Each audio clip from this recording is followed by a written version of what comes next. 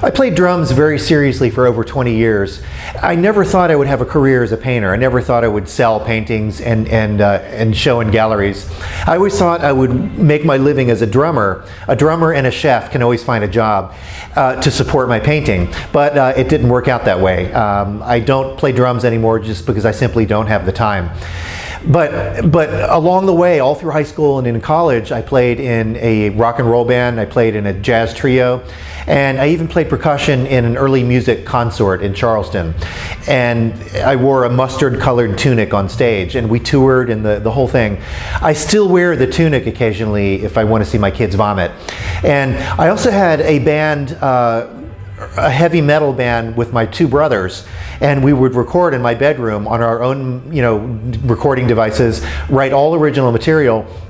And I thought I would make some of our playing the new theme song for these episodes. So here's a little bit of it. It's me on drums, my brother John on guitar, and my brother Mike on bass.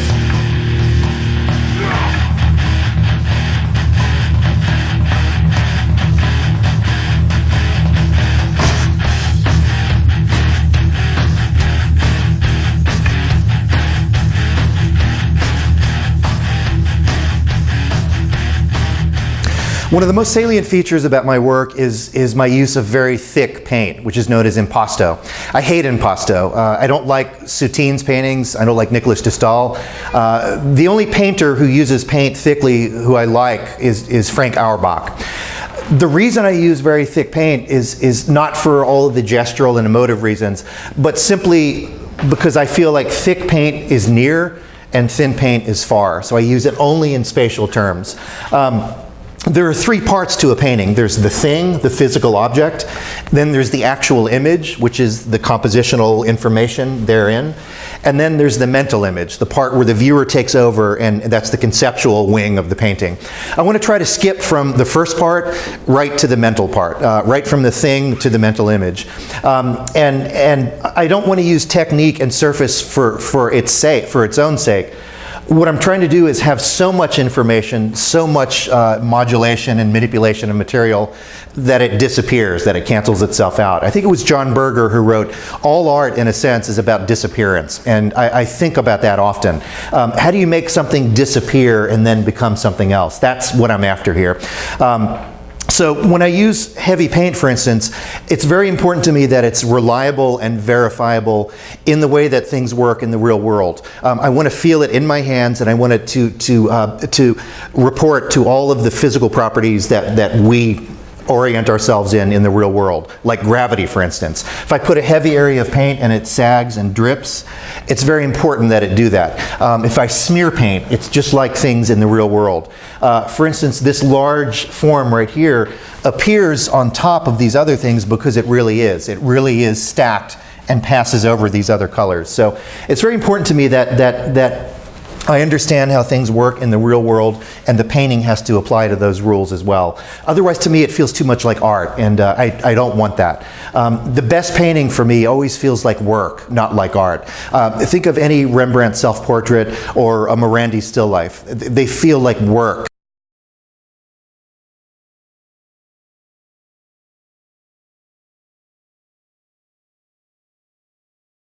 What I try to do here every day in my studio is set up a system of parameters, a series of limitations, which I can push up against.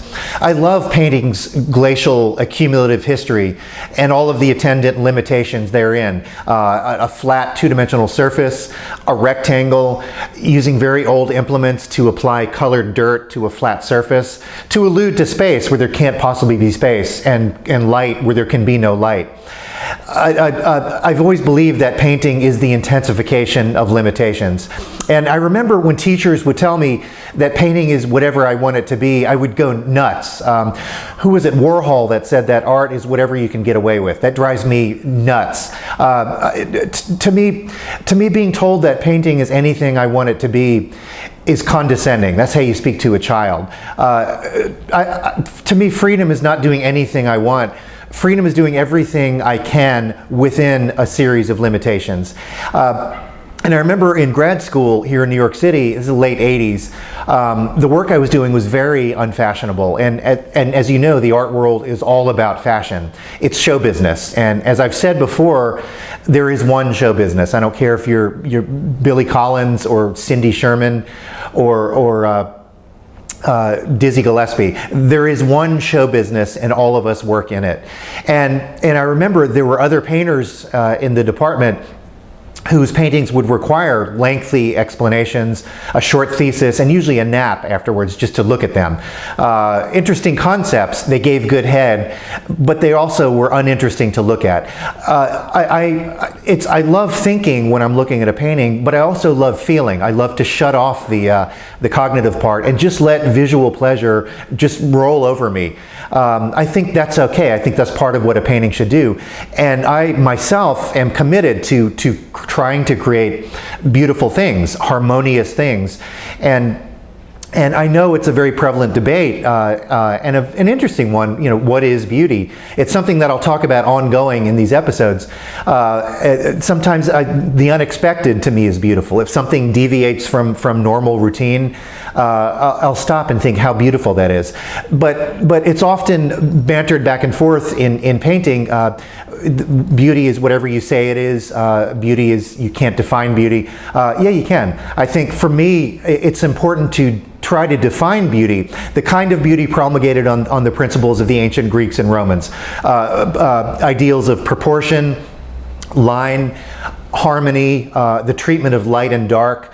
All of those things I think I hope to bring to bear in the paintings that I create. Those are things that I think can be used to create a sense of harmony and a sense of visual beauty. So those are the principles that I stick to. I think if we say that beauty is anything we want it to be, then everything is beautiful. And if everything is beautiful, nothing is beautiful. So for me, I'm only speaking for myself. I need those parameters. I need those limits, and I need to intensify those limits in order to make my work. And I feel much more inventive when I'm inside of a box. It was Francis Bacon who said that the artist's job is always to deepen the mystery.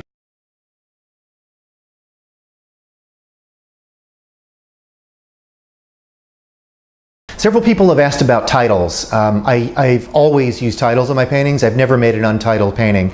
And all of my titles are culled from poetry. I'm an avid reader of poetry.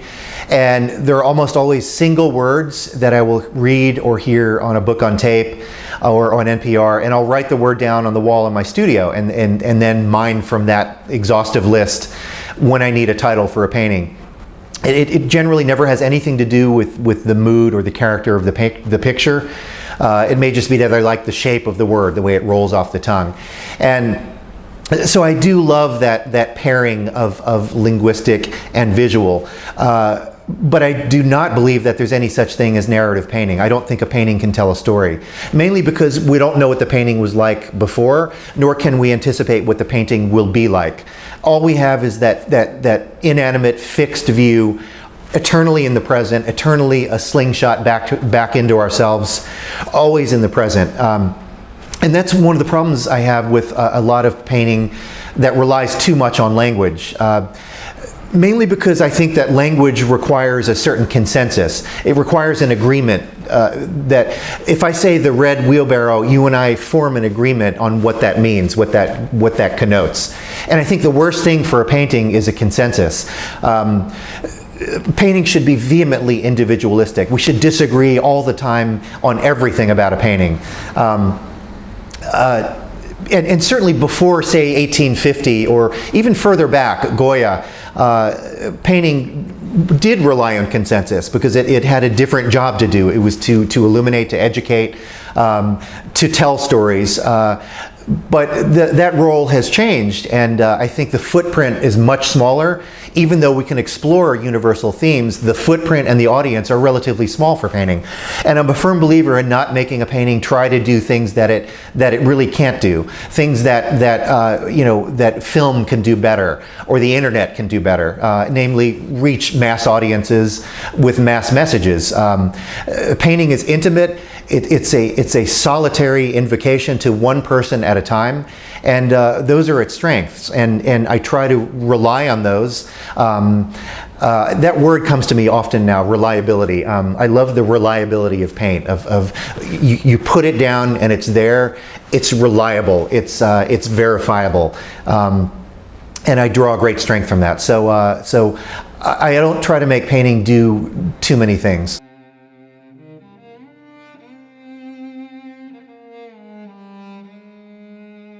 I use a lot of bright color in my paintings, but never at the expense of dull colors. Here I'm taking a little permanent green, adding some Payne's gray, and then lightening the value with titanium white. And notice I'm bringing the white to my color, not the color down to the white. Next I'm going to warm this up and dull it down simultaneously with cadmium orange, creating one of those difficult to describe tertiary colors, somewhat of a lonely color in my opinion, neither one thing nor another. And then I'm going to add a little bit of manganese violet, which is semi-transparent, which is going to lend this color a bit more spaciousness. I was reading the other day a poem called Romantics by Liesel Müller, which talks about the relationship between Johannes Brahms and Clara Schumann. And the last paragraph goes like this, and this is the maudlin part of the show. Each time I hear the intermezzi, sad and lavish in their tenderness, I imagine the two of them sitting in a garden among late blooming roses and dark cascades of leaves, letting the landscape speak for them, leaving nothing to overhear.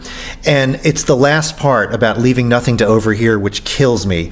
I'm absorbed in the notion of a painting being so all-consuming that nothing is left over, that when you experience a painting, there is nothing escapes and there's nothing extraneous. Everything is there right in front of you.